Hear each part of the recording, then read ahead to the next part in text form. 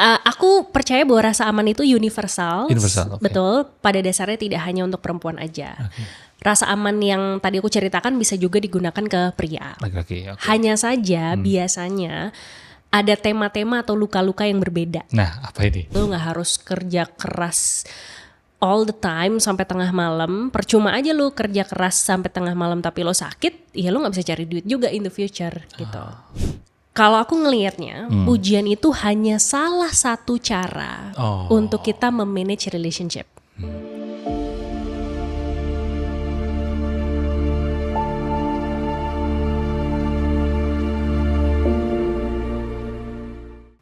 Kembali lagi di Pulih dan Selaras, dan kali ini teman ngobrol saya adalah Coach Anes. Coach Anes ini lulusan Psikologi Atmajaya ya kamu ya? Betul, S1 Psikologi Atmajaya dan lanjut dengan coaching ya? betul, Mengambil sertifikasi coach ya? betul, Dan sekarang aktif di Ranum. betul. Nah, apa itu Ranum? Nah, itu kita awali dengan ngomongin itu dulu ya. Oke. Ya. Jadi kalau tadi judul podcastnya Pulih dan Selaras, Ya. kami nih lagi mencari single-single yang juga sudah pulih dan mau mencari pasangan yang selaras. That's the essence of Ranum. Ranum, oke. Bahwa Ranum ini mau menjadi sebuah hub dan community Oke. di mana teman-teman yang mau memperbaiki dirinya, mau menghealing dirinya, dan juga mau grow dirinya untuk menyiapkan diri dan menjadi cinta sejati sebelum mencari cinta sejatinya. Oh, menjadi cinta sejati sebelum mencari cinta sejatinya. Betul. Ini kelihatannya cocok nih buat kamu, Dam ya. Kamu cocok single-single yang sama Alan ya. Ini mencari pasangan ya. Betul, betul. Oke. Jadi udah berapa lama kamu berada di bidang relationship berarti ya? Bidang relationship kita mulai masuk ke industri di 2024. Oke, 2024. Dan ini pun kita switching career sebenarnya. Jadi aku dan suami kalau secara background aku tuh 10 tahun sebagai HRD, Mas. Dan kalau suami dia sebagai marketing. Oke. Nah, ceritanya kita lagi mau punya program anak gitu ya. Mau mencari sebuah kegiatan yang kita bisa kerja berdua, bisa quality time, tapi at the same time tetap produktif dan berkontribusi lah. Nah, di situ kita mikir apa ya kira-kira yang bisa kita lakukan bersama. Nah, waktu itu kita mencari connecting the dots antara kebiasaan kita, visi misi kita, dan juga apa yang bisa kita kontribusikan. Dari situ kita paham bahwa kita tuh into banget sama relationship. Nah, karena di Indonesia kita tahu pemain di industri dating, love, and relationship itu belum banyak, dan belum ada yang mensintetiskan gitu ya ilmu-ilmu dari latar belakang yang berbeda. Makanya kita coba untuk membangun Ranum. Jadi misinya sekarang adalah sebenarnya untuk membantu teman-teman yang mau mempersiapkan diri sebelum masuk ke jenjang pernikahan. Simpelnya kayak premarital services. Si Ranum itu berarti Si ya? Ranum itu, betul. Tapi diawali dari kamu sebagai secara personal sebagai relationship coach ya? Betul. Karena kalau ngomongin dari sisi background pun aku dan Yaser juga punya banyak banget cerita dari pengalaman kita sendiri, challenge-challenge-nya, kita sendiri berusaha untuk healing diri kita sendiri dan healing berdua gitu. Sehingga akhirnya kita bisa mulai berbagi ke orang lain, dan ini yang kita pengen sampaikan ke teman-teman bahwa manfaatnya healing dan manfaatnya untuk kita pulih gitu ya dari segala luka, trauma ataupun kebingungan kita akan dunia ini gitu ya. Ketika kita udah kenal diri kita sendiri, itu akan membantu kita untuk menavigasi hidup yang lebih selaras. Dari pengalamanmu selama ini sebagai relationship coach ya dan di Ranum, apa satu masalah atau satu luka batin, trauma, atau luka emosional yang cukup sering kamu lihat di orang atau mungkin dalam relasi? Banyak sih Mas. Oh banyak ya? banyak. Tapi apa yang cukup sering apa? Mungkin aku cerita dari beberapa perspektif ya. First of all, dari kacamata pekerjaanku sekarang sebagai seorang matchmaker atau mak comblang. Oh gitu ya, berarti matchmaker ya istilahnya. Betul. Jadi aku tujuan akhirnya sebagai seorang matchmaker itu kan aku mencomblangkan orang. Tapi seringkali banyak yang aku lihat tuh belum siap Mas. Belum siap? Untuk dicomblangkan. Karena? Makanya kita bikin si Ranum. Jadi Ranum ini adalah tempat sekolahnya nih orang-orang yang nantinya mau aku jodohkan. Nah, beberapa isunya yang pertama adalah insecurity, Mas. Oh, insecure. Betul. Jadi kalau aku boleh cerita, pernah aku punya klien gitu ya. Beliau wanita, cantik, mapan, mau aku jodohkan dengan seorang pria.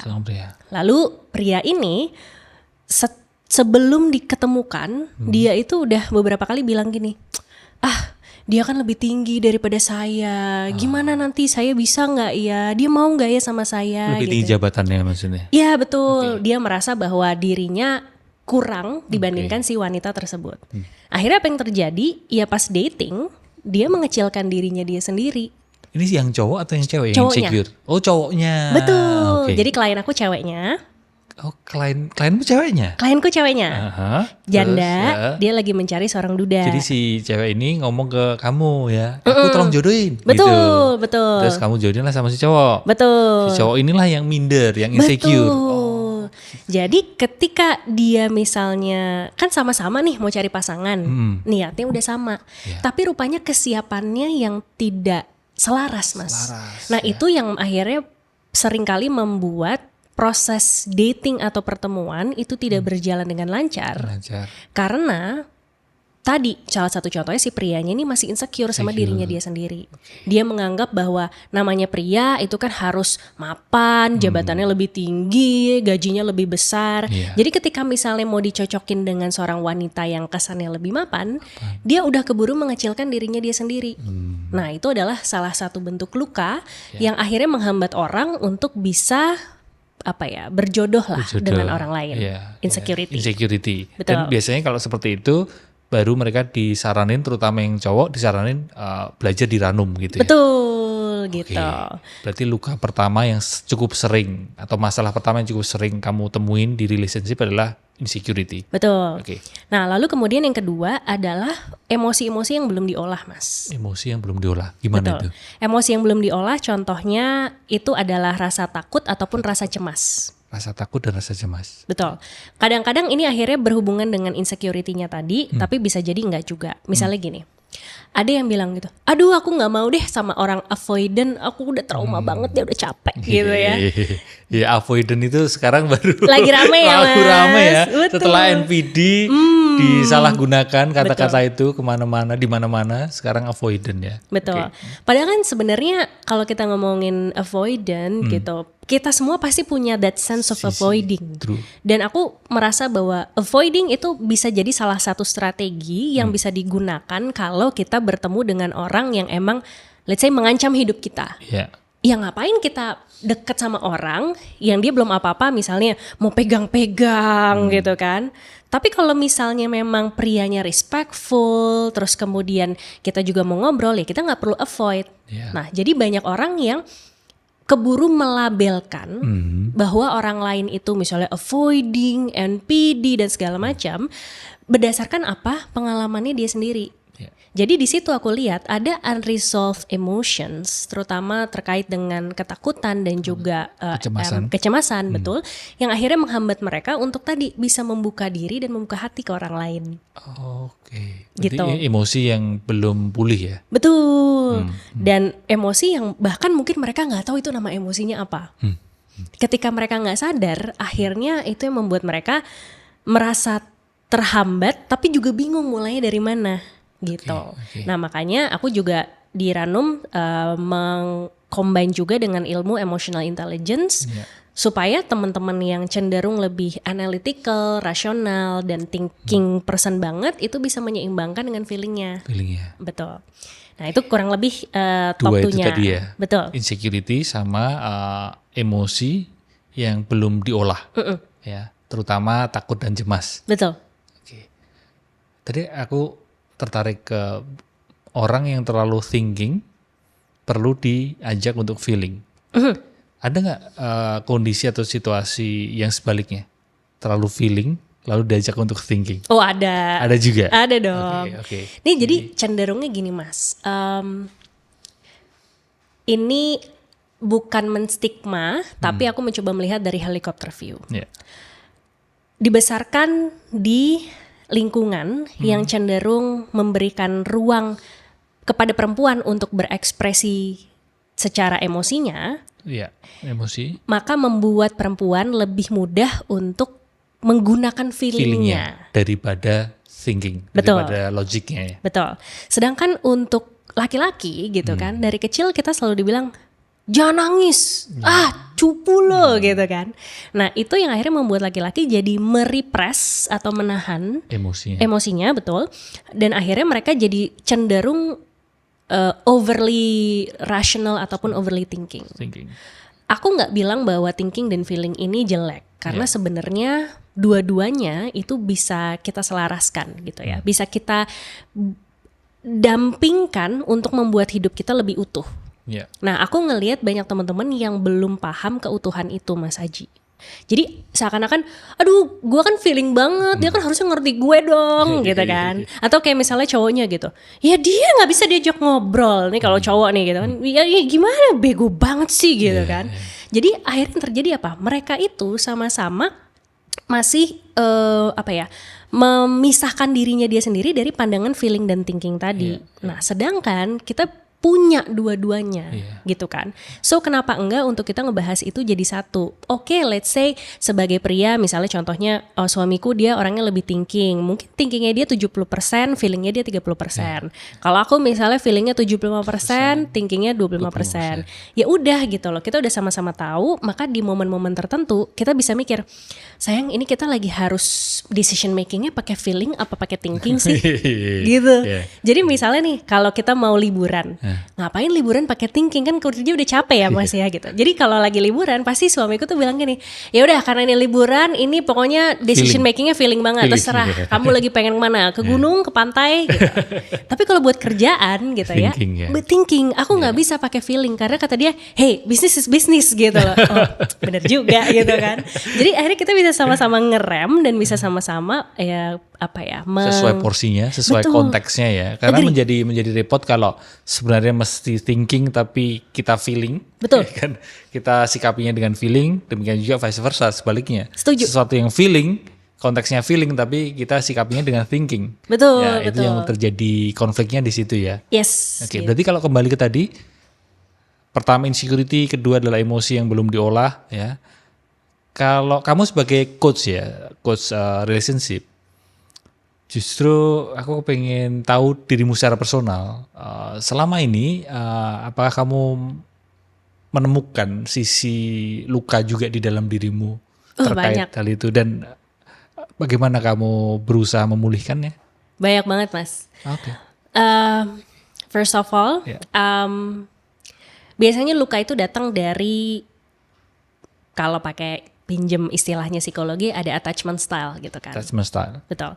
Bagaimana pola asuh dari upbringing kita atau orang-orang yang berada di lingkungan kecil kita, bisa jadi orang tua, kakek nenek, atau dengan siapapun kita tinggal, itu akan membuat kita memiliki sebuah gaya kemelekatan tertentu. Ya, betul. Gaya kemelekatan ya. Betul. Dan dari gaya tersebut itu akan membuat kita cenderung lebih punya pola yang sama di masa dewasa kalau tidak disadari.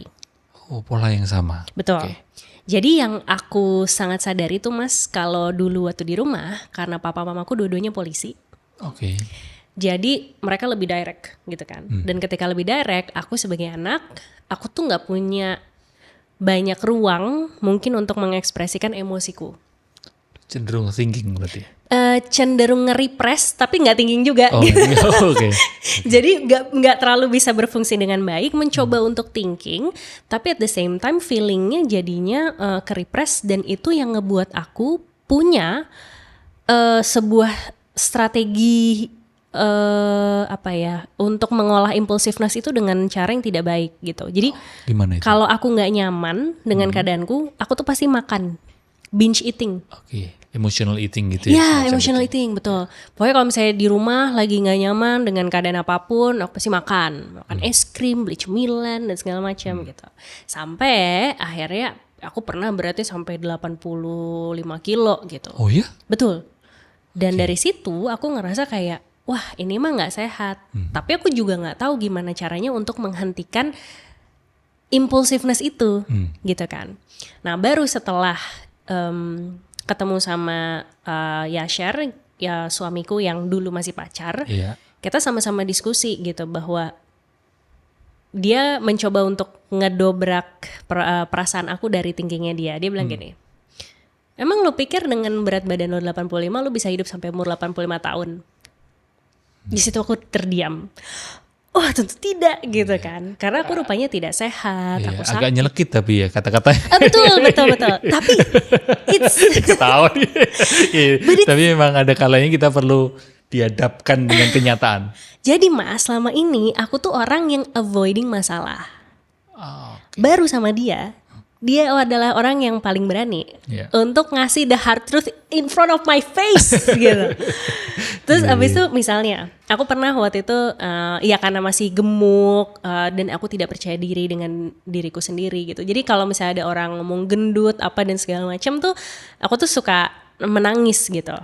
Jadi aku suka kayak merasa diriku tuh tidak worth it gitu, karena aku menilai physically I'm not good enough.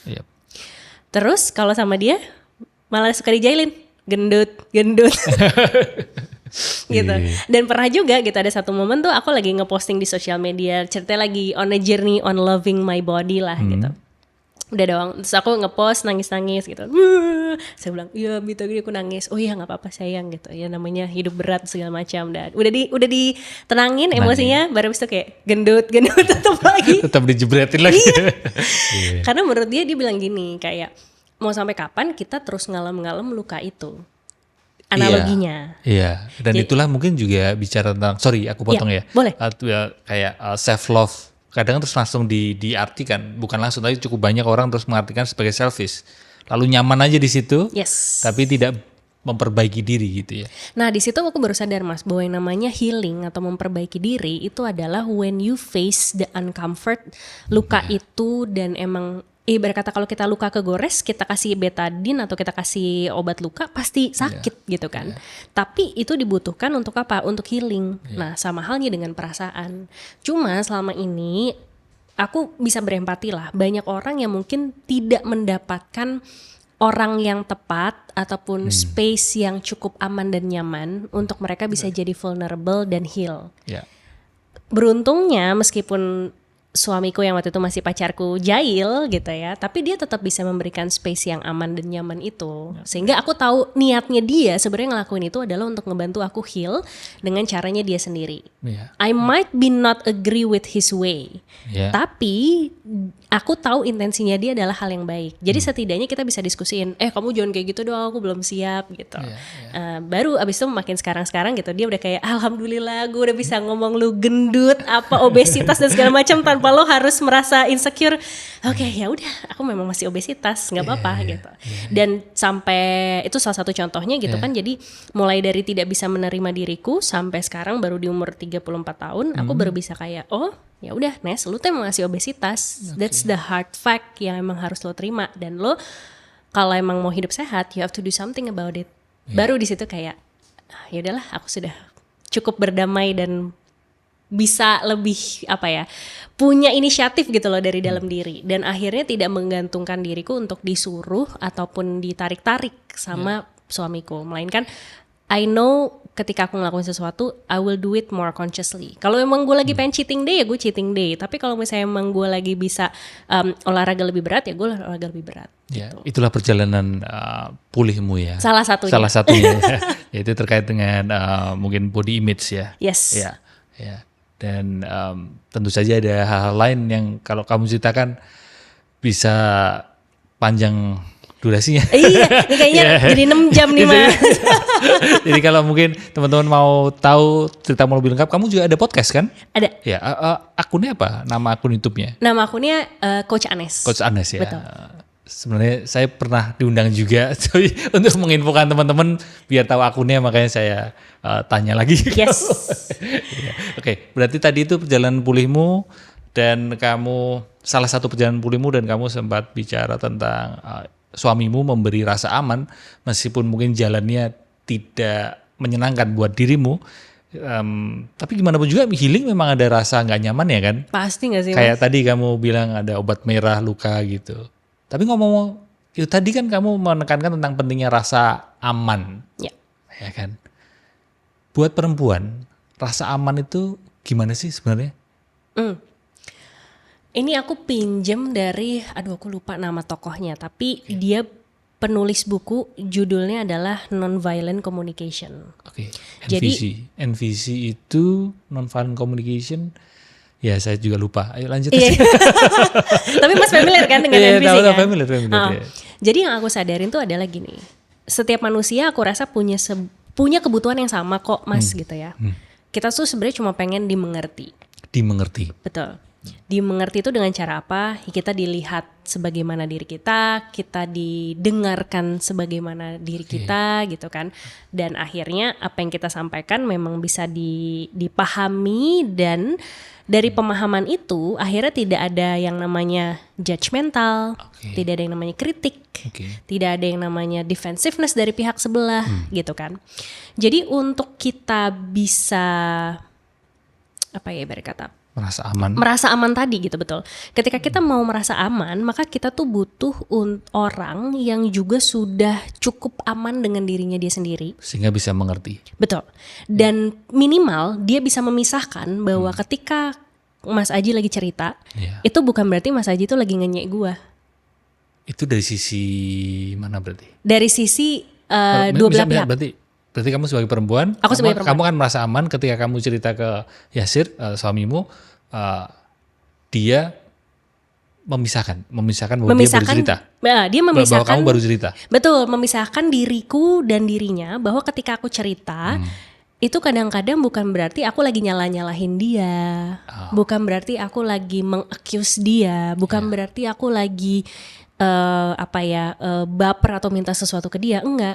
Kadang-kadang aku tuh cuma pengen mengekspresikan sesuatu aja. Oh, itulah rasa aman buat perempuan. Betul. Tapi kalau misal gini nih, perempuan kan kadang kalau ditanya, mau makan apa? Terserah. Ya nggak bro? Ya kan? Ya, istriku juga. Itu gimana cara kami laki-laki untuk mengerti perempuan? Oke. Apakah mengerti terserah itu gimana ya gitu? Paham. Terus kalau misal, oke lah kalau gitu makan apa? Misal makan bakso aja, bakmi gitu. Tapi kan belum tentu cocok juga, bisa jadi cemberut juga gitu. Padahal kan tadi ngomong terserah gitu. Paham. Gimana cara mengertinya? Oke. Nah kalau aku tuh selalu sharing kayak gini tuh ke teman-teman, jangan mengharapkan orang lain untuk mengerti mau kita kalau kita sendiri tidak mengkomunikasikan apa yang kita pengenkan secara clear. Jadi misalnya gini, daripada cuma bilang terserah, aku bisa bilang kayak gini. Sayang, terserah kamu mau makan apa, aku udah capek mikir, aku cuma pengen makan yang anget-anget.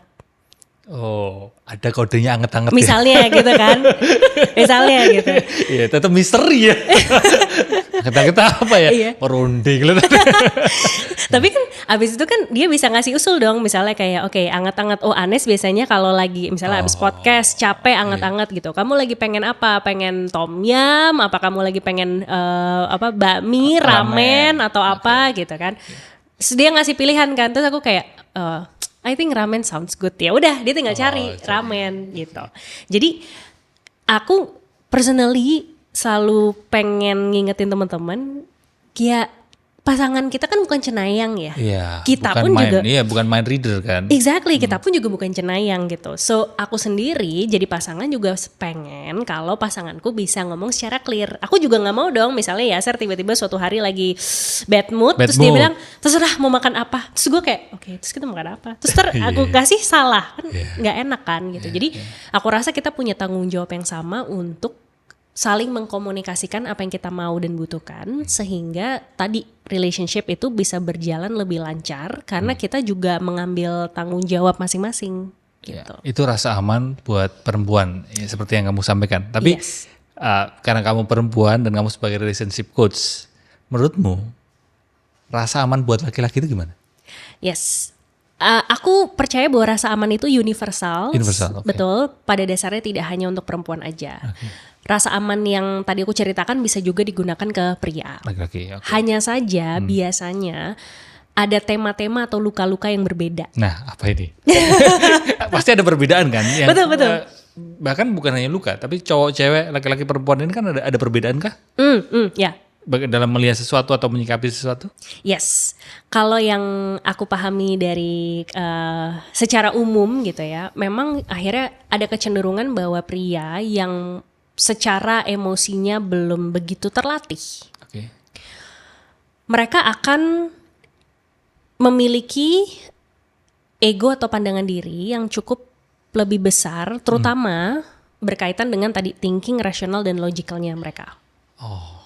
Benar. Jadi kalau misalnya tadi perempuan itu misalnya pengen merasa dimengerti, kenapa? Ya ketika aku cerita ya udah gue cuma pengen ngeluapin apa yang gue omongin, ya udah lu dengerin aja gitu. Iya, feeling ya.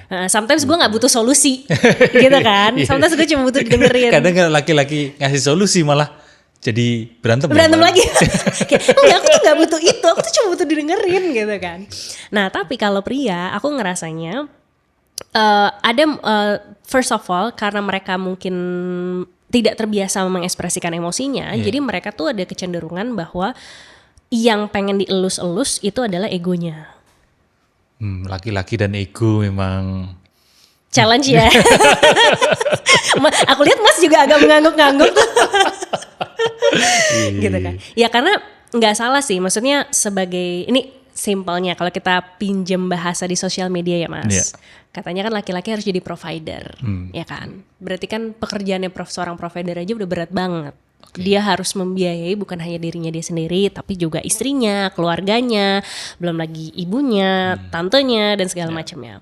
Jadi di tengah kehektikan kepalanya itu gitu kan, sometimes mungkin dia hanya butuh support untuk kayak, hey it's okay loh gitu, it's okay bahwa lo boleh take rest, lo gak harus kerja keras all the time sampai tengah malam. Percuma aja lo kerja keras sampai tengah malam tapi lo sakit, ya lo gak bisa cari duit juga in the future gitu.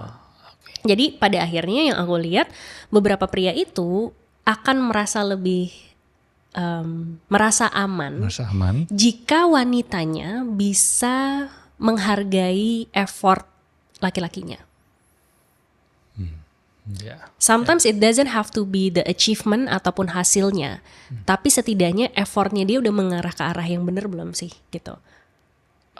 Dan mungkin tanpa sadar gitu kan, iya mungkin banyak pria yang nggak terlalu suka word of affirmation gitu. Nih kalau pinjem bahasanya love language, tapi pasti pria juga akan seneng untuk mendengar rasa syukur dari perempuan. Sayang makasih ya kamu udah kerja keras buat keluarga kita. Gitu. Sayang makasih aku seneng banget hari ini udah bisa ngerasain pekerjaan yang aku suka gitu. Kan pasti pria akhirnya merasa bahwa gue ternyata gak harus provide duit doang, tapi maybe gue bisa provide kesempatan. Gue bisa provide sebuah space. Gue bisa provide hal-hal lain gitu yang gak harus dalam bentuk monetary value. Nah masalahnya kalau prianya ini ternyata masih menggantungkan identitasnya atau egonya dengan material. Material itu betul. Ini repot lagi ya. Jadi akhirnya apa yang terjadi seakan-akan kalau misalnya dia kehilangan materi tersebut, dia merasa bahwa dia worthless. Gitu. Padahal sebenarnya ya nama hidup kan kita pasti ups and downs gitu kan. Selama you know who you are and you work towards that gitu kan, dan kamu memang lagi berprogres, kamu lagi healing, kamu lagi menghadapi rasa takutmu, rasa susahmu, dan kamu menjadi pria yang lebih kuat, why not? Dan akhirnya gitu kan, aku rasa pria mungkin lebih pengen dilihat dari sisi kompetensinya juga gitu. Kompetensi. Betul.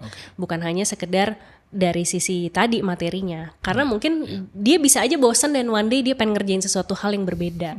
Dan gimana dia mungkin ngerasa aman bahwa hey you know what, istri gue support gue loh, even though gue mau switching career right gitu. Kan nggak semua orang bisa accept kesana kan.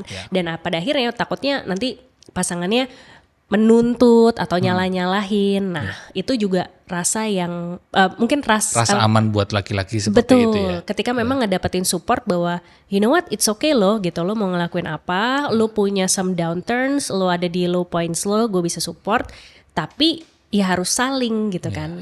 Banyak yang curhatan temen-temen tuh sekarang ketika cowoknya merasakan enak di support istrinya, akhirnya nggak lanjut ngapa-ngapain. Betul. Jadi rebahan terus malah gitu. Betul. Ya? Jadi kan akhirnya nih kebanyakan, maaf ya Mas ya, aku ngeliatnya banyak yang nyalah-nyalahin one another gitu. Pria nyalahin perempuan. Perempuannya nyalahin laki-laki. Exactly. Kenapa nggak saling Ya, gitu? saling ya kuncinya ya. Betul. Bukan silang tapi saling. Bukan, Ya. betul. Nah, sebelum masuk ke tema pertanyaan berikutnya ya, aku udah ada di kepalaku, tapi aku kepengen digging deeper ke hal itu tadi bahwa laki-laki cenderung akan titik lemah laki-laki lah ketika dipuji terkait dengan effortnya, ya. Sedangkan perempuan dipuji penampilannya. Ada yang bilang seperti itu. Bisa. Sehingga gini, titik atau ego laki-laki itu tentang kerjaan. Paham. Sedangkan kalau perempuan adalah penampilan. Paham. Dan ketika sudah berrelasi cukup lama, bertahun-tahun, ketika itu tidak saling dilakukan, istrinya nggak memuji tentang kerjaan laki-laki, karena itu sebagai egonya dia. Laki-laki juga lupa tidak memuji penampilan istrinya, jeng-jeng tiba-tiba ada pihak ketiga ini. Wah, sering terjadi. Pihak ketiga yang tiba-tiba rajin banget memuji, kalau ini pihak ketiganya perempuan misal, lalu memuji si laki-laki ini tentang effortnya kerjaannya. Ya. Kan itu kan menjadi perselingkuhan kadang. Atau bisa jadi pihak ketiganya laki-laki yang lalu mengisi ruang kosong pujian itu yang memuji si cewek ini gitu. Yang tidak didapatkan dari si suami gitu. Ya kan? Itulah kenapa ada yang nyaranin, ya meskipun usia pernikahan udah lama, tetaplah saling memuji. Ya, laki-laki memuji penampilan istrinya, si perempuan juga memuji kerjaan laki-laki atau suaminya. Tapi ada tapinya nih ya. Ada tapinya. Ketika usia pernikahan udah cukup lama, seperti kami udah belasan tahun, itu kami lakukan, itu kayak ngapain sih? Iya nggak ngerasain nggak? Ya kan, ini udah belasan tahun ini. Terus tiba-tiba aku memuji istriku, cantik banget kamu penampilanmu. Gombal gitu. Karena udah biasa gitu. Demikian juga sebaliknya, istriku kayak, kamu tadi sesimu keren banget. Halah, biasa aja. Gitu. Itu gimana? Oke. Ini menarik Mas, dan aku mungkin pinjem istilah dari ilmu emotional intelligence. Okay. Daniel Goleman. Ya. Jadi emotional intelligence atau kecerdasan emosional itu sebenarnya memiliki 4 kompetensi utama. 4. Kompetensi yang pertama adalah self-awareness. Kedua adalah self-management. Ketiga adalah social awareness. Dan terakhir adalah relationship management. Okay. Pada dasarnya ilmu emotional intelligence ini kan memang tumbuh dan kembang dari perspektif profesional. Tapi pada dasarnya kalau ngelihat dari kompetensi ini menurut aku tuh masih transferable even ke relationship manapun. Oke, gimana itu? Karena contohnya kayak tadi, skill yang keempat dan terakhir ini kan dia namanya relationship management. Kalau kita ngomongin dari kata relationship, apakah relationship itu artinya hanya profesionalisme aja? Ya kan? Relationship itu kan adalah hubungan. Hubungan adalah netral, hubungan bisa terjadi kepada siapapun. Kita juga punya relationship loh Mas gitu.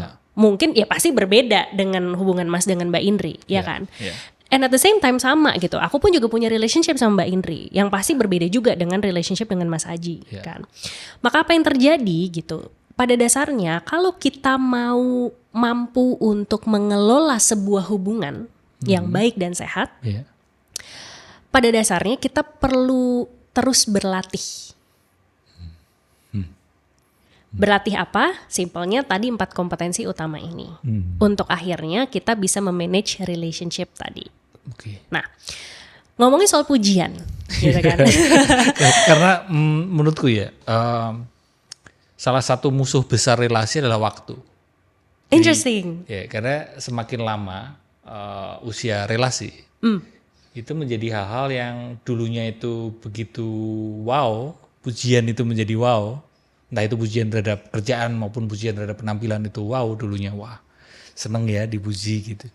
Tapi ya itu waktu dan usia relasi semakin lama itu kayak dipuji itu kayak udah biasa deh kelihatannya.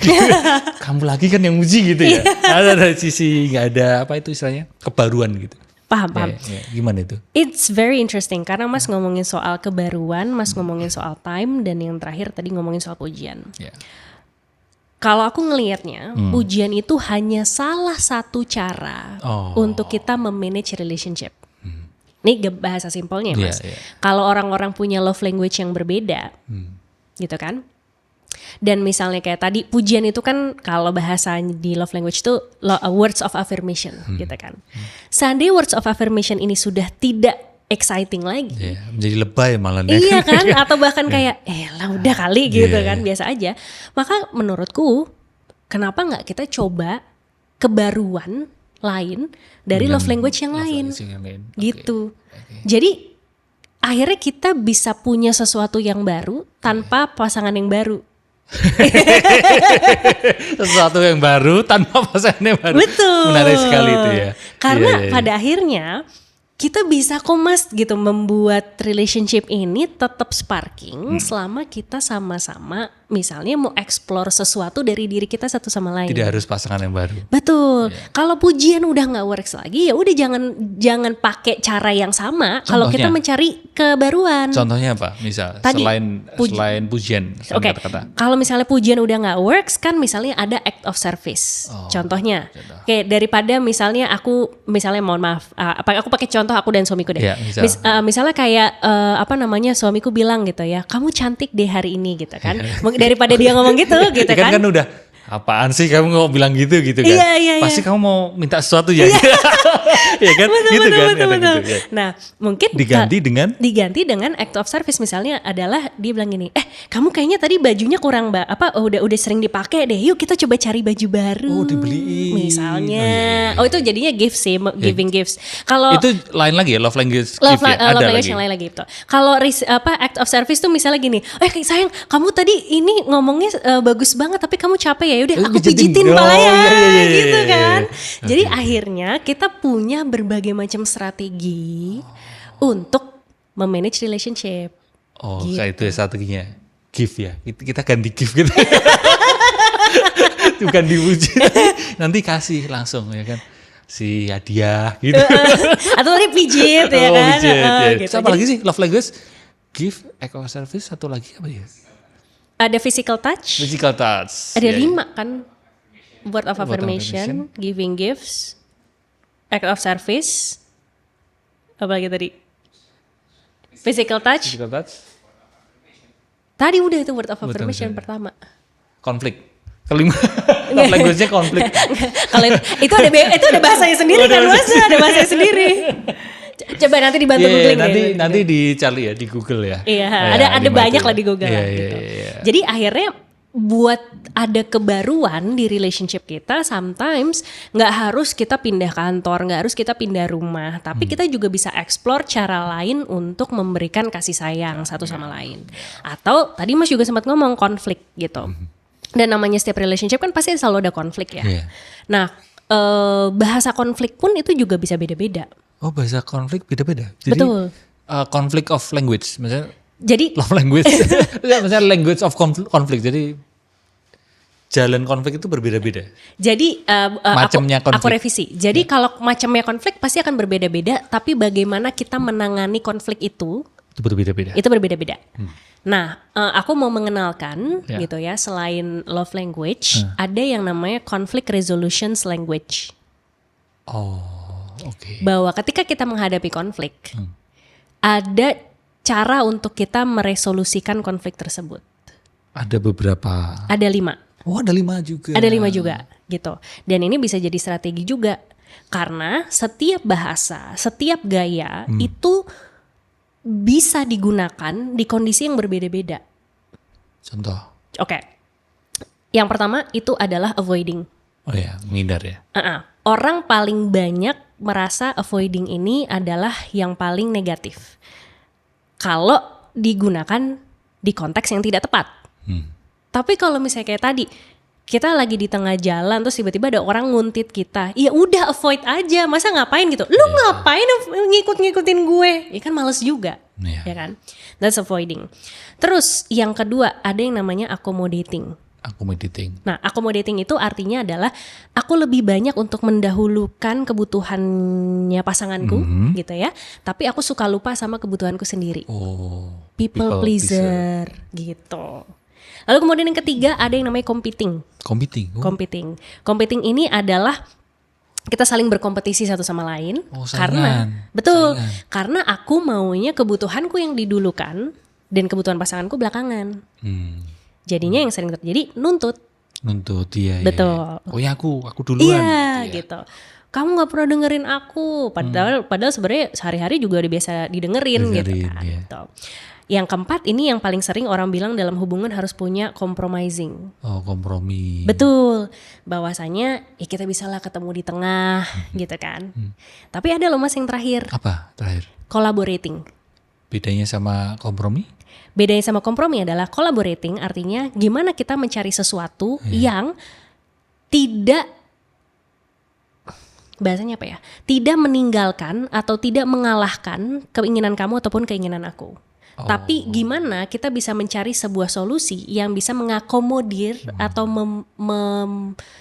memberikan solusi untuk kemauan kita berdua. Dua-duanya dipakai win-win. Gitu ya. Betul. Ya. Kolaborasi. Jadi kalau compromising itu di tengah-tengah, tapi kalau collaborating itu adalah kita sama-sama menang. Iya. Bahwa kemauannya dia diturutin, kemauanku juga diturutin dengan satu solusi yang sama. Misalnya. Iya. Misalnya abis podcast nih gitu kan. Terus aduh aku capek gitu, aku pengen istirahat gitu. Tapi at the same time suamiku ada kerjaan, ada meeting gitu kan. Mesti harus ini. Betul, aku ada kebutuhan, dia ada kebutuhan juga. Maka apa yang bisa dilakukan? Ya udah aku bilang, sayang aku capek, aku nggak mau ngapa-ngapain, aku nggak mau ikut meeting. Boleh nggak meetingnya kamu aja yang handle? Tapi aku pengen makan ramen, misalnya gitu kan. Jadi bilang ya udah. Kamu makan ramen nggak apa-apa, tapi aku sambil meeting. Tapi nanti kalau misalnya aku ada yang perlu ditanyain ke kamu, aku tanyain ke kamu, nggak apa-apa nggak? Sehingga opsi bahwa kita pergi makan di tempat ramen dan dia sambil meeting, tapi kalau ada apa-apa dia bisa nanya aku, itu kan sebenarnya sama-sama win-win solution. Collab itu tadi. Betul, gitu. Jadi kita nggak harus punya satu doang. Bahwa kemampuan kita untuk memiliki kelima skill ini yang pada dasarnya akan membantu relationship kita menjadi lebih baik. Kenapa? Karena kita jadi punya berbagai macam gaya atau bahasa untuk digunakan di konflik yang berbeda-beda. Betul. Nah, ngomongin konflik, itu aku ingat bahwa biasanya konflik dalam relasi atau bahkan relasi secara utuh itu adalah proyeksi dari orang yang berada dalam relasi itu. Bisa kamu jelasin nggak? Itu maksudnya gimana? Karena masih banyak orang yang tiba-tiba nyeletuk gitu di sosial media tanpa tahu sebenarnya seperti apa itu proyeksi gitu. Itu kan cukup sering terjadi seperti itu, bahwa orang berrelasi dengan orang lain gitu, berrelasi dengan pasangannya, itu sebenarnya adalah proyeksi dia gitu. Bisa kamu jelasin seperti apa itu proyeksi dalam relasi? Interesting. Ngomongin soal proyeksi, kalau di istilah psikologi proyeksi itu kan adalah sebuah simpelnya kayak kaca balik ke kita nggak sih Mas? Iya. Correct me if I'm wrong. Iya. Aku mau mencoba menyelaraskan karena aku udah lama nggak baca teori psikologinya. Atau kadang ini kan menggunakan luka batin masa lalu kita itu terus kita bawa dan kita gunakan buat berrelasi dengan pasangan. Atau bisa juga kita menuntut pasangan kita, padahal sebenarnya tuntutan itu hanyalah memuaskan diri kita gitu. Paham. So from that perspective, maka proyeksi yang aku pahami itu adalah, kalau bahasa simpelnya tadi kita pinjam contohnya attachment style lagi, gitu ya. Proyeksi itu adalah ketika proyeksi yang dilakukan tanpa kesadaran. Itu akan terjadi ketika pola lama kita kemudian terjadi lagi di sebuah hubungan yang baru. Iya. Atau contohnya gini, biar lebih spesifik ya. Kayak misal ada orang yang masa kecilnya itu mendapatkan perilaku agresif dari orang tuanya, bahkan perilaku kasar gitu dari orang tuanya. Dia mengalami adverse childhood experience gitu pada waktu masa kecil.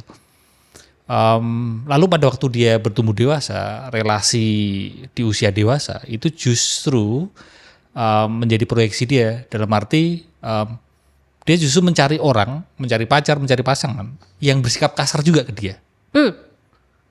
Itu bisa terjadi seperti itu kan? Kenapa orang bisa terkunci dalam atau berulang pola relasinya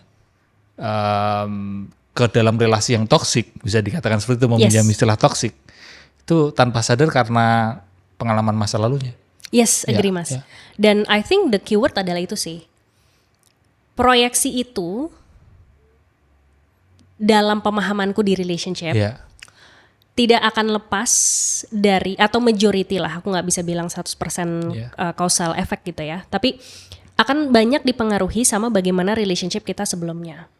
Maka proyeksi itu bisa dibilang simpelnya apa yang mungkin terjadi di masa lalu kita bisa jadi terjadi lagi di masa depan kalau kita tidak menyadari apa yang terjadi dan apa yang bisa kita lakukan untuk mengubah itu.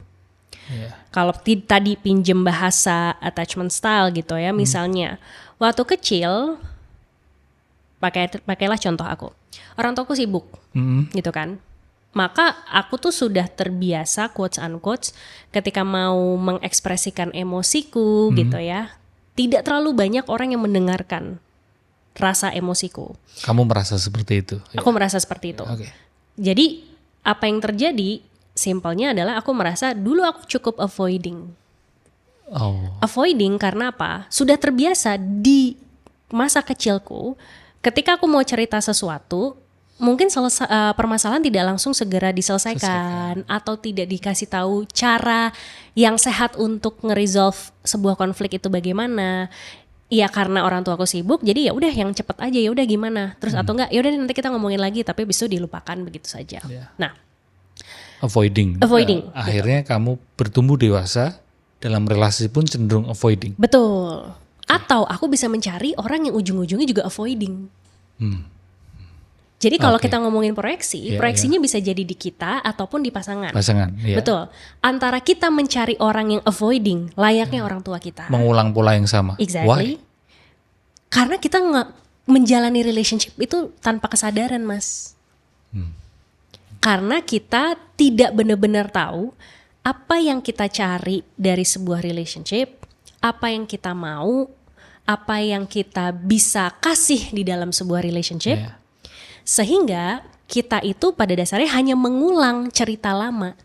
Makanya mohon maaf sering ada lah gitu ya case-case di mana kayaknya pacaran pertama toksik, ntar pindah ke orang yang lain toksik lagi juga, pindah lagi ke orang lain toksik lagi juga gitu kan. Sometimes kalau kayak gitu yang aku pertanyakan, misalnya nih udah 3 kali tapi sama-sama di hubungan yang toksik, kamu yakin yang toksik orang lain? Kan bisa orangnya udah berbeda kan. Proyeksi luka dia ya. Betul. Atau bisa dikatakan gini gak, orang lebih mencari familiaritas daripada yang sehat. Betul. Karena familiar tadi gitu ya Mas, itu yang disebut sebagai kita menjalani hidup tanpa kesadaran. Iya, ya, karena udah familiarnya, terbiasanya avoiding, mendapatkan sikap avoiding dari orang tua.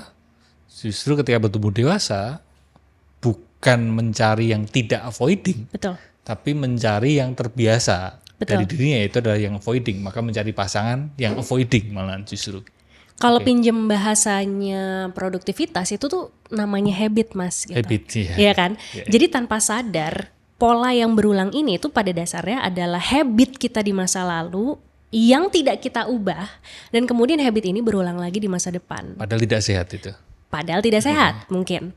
Nah, yang menjadi pertanyaan sebenarnya kan adalah kalau misalnya memang kita mau memasuki sebuah relationship, aku tuh suka tanya Mas gitu. Oke, misalnya ada orang mau dicariin jodoh sama aku. Aku nanya, kamu tuh pengen relationship yang kayak gimana? That's my first question. Bukan kamu mau cari orang yang kayak gimana. Karena orang bisa aja berbeda-beda. Yang bisa memenuhi kriteria untuk visi relationship kamu. Tapi kalau misalnya kamu aja gak tahu apa yang kamu mau, sama aja kamu menggantungkan diri kamu ke kriteria yang itu tadi.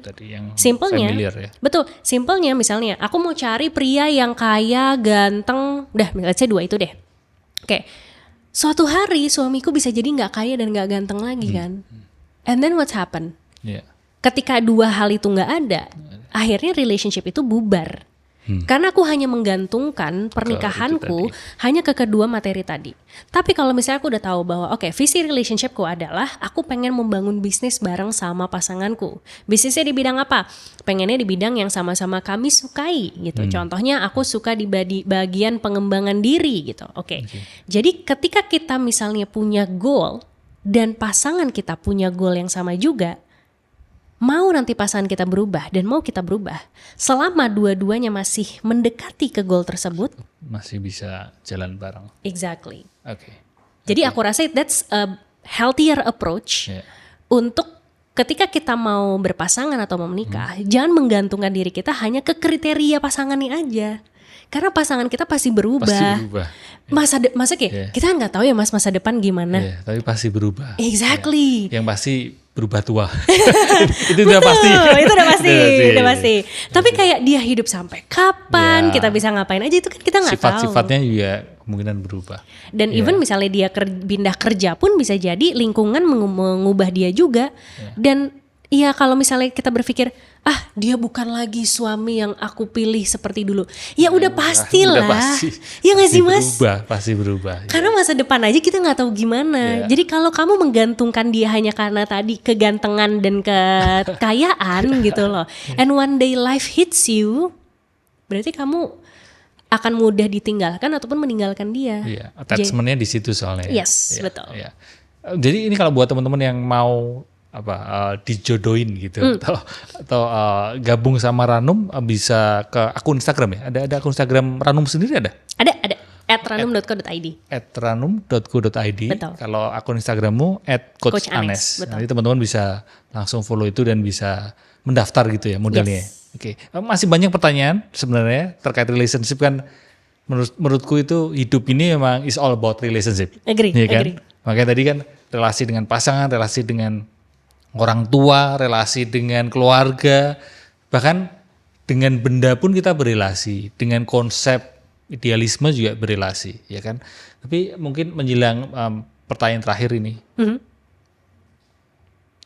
semua orang atau banyak orang bicara tentang relasi sehat, healthy relationship.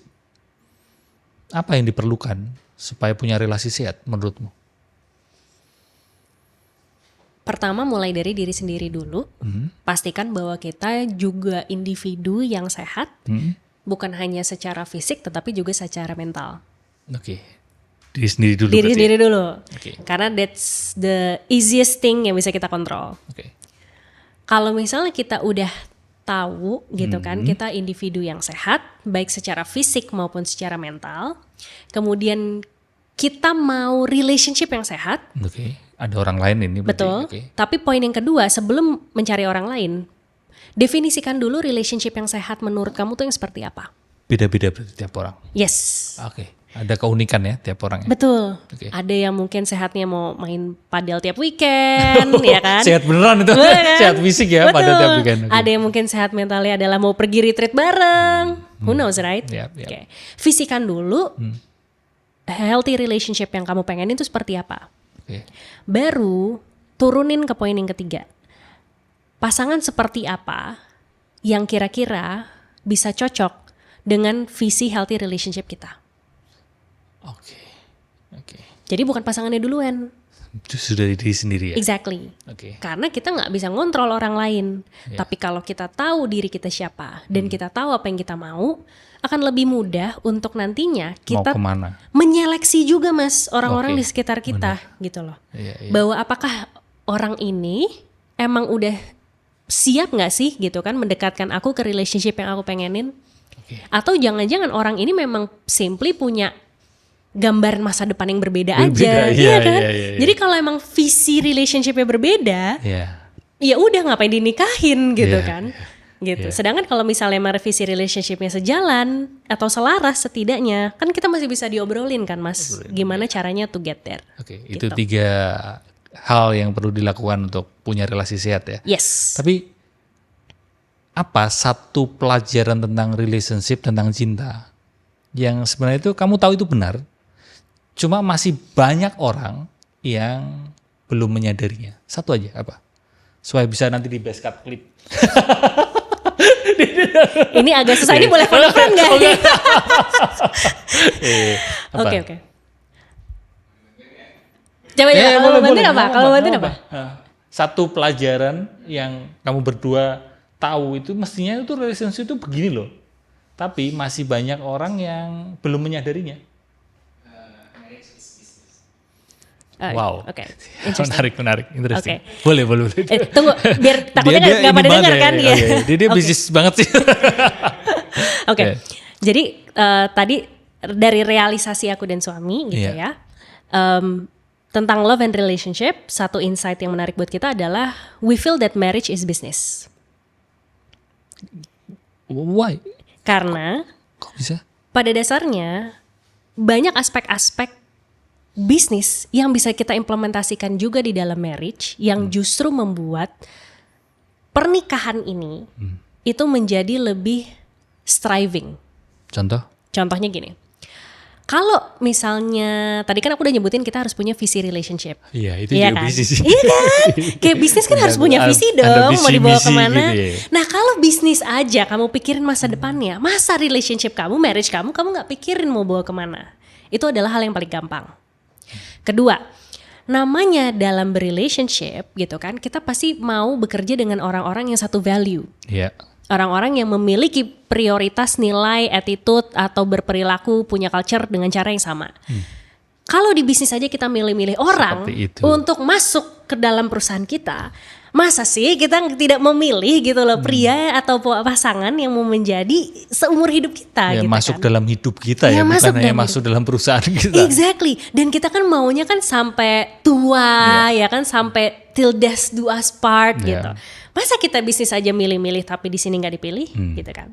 Lalu yang ketiga, yang menarik adalah bahwa marriage atau pernikahan itu kita bisa punya manajemen layaknya bisnis gitu. Contohnya, kalau di bisnis kan ada operasional. Misalnya kita punya kafe, jam bukanya dari jam berapa sampai jam berapa, ya kan. Terus kemudian kita ada break makan siang, kita mikirin supply chain-nya gimana. Kalau di rumah tangga kan kita juga ada logistik juga kan. Logistiknya. Iya. Kita harus mikirin dapur kita hari ini ada makanan apa, terus kemudian kalau enggak kita nanti belanjanya gimana, kapan waktu jam kerja, kapan jam sexy time gitu kan, kapan kemudian siapa yang punya bisnis, siapa yang cari uang, financial management including one of it gitu siapa kan. yang mendatangkan uang, siapa yang mengelola uang juga. Itu kan ada role-role juga kan gitu.